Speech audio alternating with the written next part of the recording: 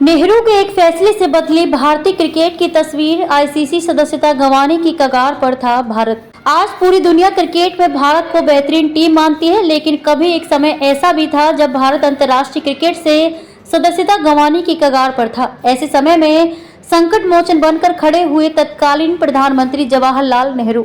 World cup 2023 में भारतीय team ने उत्कृष्ट प्रदर्शन कर पूरे क्रिकेट जगत में अपना लोहा मनवाया है। वहीं अब भारत 1983, 2011 के बाद 2023 में भी कीर्तिमान रचने की तैयारी कर रहा है।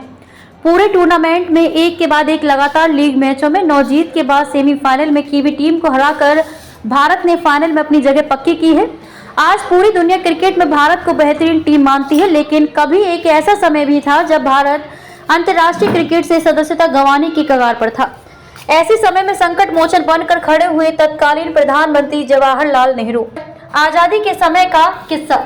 देश की आजादी के समय संविधान अपनाने तक नई सरकार ब्रिटिश राज को ही भारत का राजा माना जा रहा था। उस समय कांग्रेस भारत को गणतंत्र बनाना चाहती थी और ब्रिटिश राज को पूरी तरह से तोड़ना चाहती थी। तब ब्रिटेन के प्रधानमंत्री क्लीमेंट एटली और विपक्षी नेता विंस्टन चर्चिल ने भारत को कॉमनवेल्थ का हिस्सा बने रहने की पेशकश की थी, लेकिन कांग्रेस ने भारत के कॉमनवेल्थ का हिस्सा बनने से इनकार कर दिया था। कहा जाता है कि उस समय उनका मानना था कि आजादी मिलने के बाद ब्रिटिश क्राउन के साथ किसी भी तरह के राजनीतिक या संवैधानिक रिश्ता नहीं रखना चाहिए। वहीं एक रिपोर्ट में पत्रकार मिहिर बोस की किताब naive waves the extra ordinary story of Indian cricket में इसका जिक्र किया गया है। नेहरू पूरी तरह तैयार नहीं थे। पत्रकार मिहिर बोस ने अपनी किताब में बताया है कि चर्चिल ने सुझाव दिया था कि अगर भारत गणतंत्र बनता है तो भी वह एक गणतंत्र के रूप में कॉमनवेल्थ का हिस्सा बना रह सकता है और राजा को स्वीकार कर सकता है। अब नेहरू को यह सुझाव पूरी तरह पसंद तो नहीं आया, लेकिन वे भारत को कॉमनवेल्थ में बने रहने के लिए तैयार हो गए।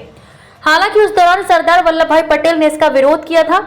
बोस अपनी किताब में लिखते हैं कि 19 जुलाई 1948 को इंपीरियल क्रिकेट कॉन्फ्रेंस की लॉर्ड्स में बैठक हुई, जिसमें फैसला लिया गया कि भारत आईसीसी का हिस्सा रहे, लेकिन सिर्फ अस्थायी आधार पर सदस्य रहेगा। भारत की आईसीसी सदस्यता के फैसले पर 2 साल बाद फिर विचार किया जाना था। अब आईसीसी का नियम 5 के अनुसार अगर कोई देश ब्रिटिश कॉमनवेल्थ का हिस्सा नहीं होता है तो उस देश की सदस्यता खत्म हो जाएगी। आखिर में पलटी बाजी, लेकिन आईसीसी ने 1950 में दोबारा बैठक की। तब भारत ने अपना संविधान अपना लिया था, साथ ही वह कॉमनवेल्थ का सदस्य भी रहा, लेकिन उसकी सरकार पर ब्रिटिश राजशाही का कोई भी अधिकारी नहीं रह गया था।